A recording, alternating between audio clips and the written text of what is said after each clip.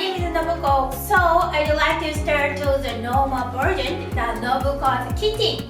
So today I'd like to introduce the one of the Japanese home cooking. The name is fried eggplant with broth. So I want you to try to this one. So here we go. Okay, so I'd like to introduce today's ingredient. Eggplant, ginger, this is a Japanese Mentsuyu, and sugar, and water, and Bonito Powder. So let's start the cooking. Here we go.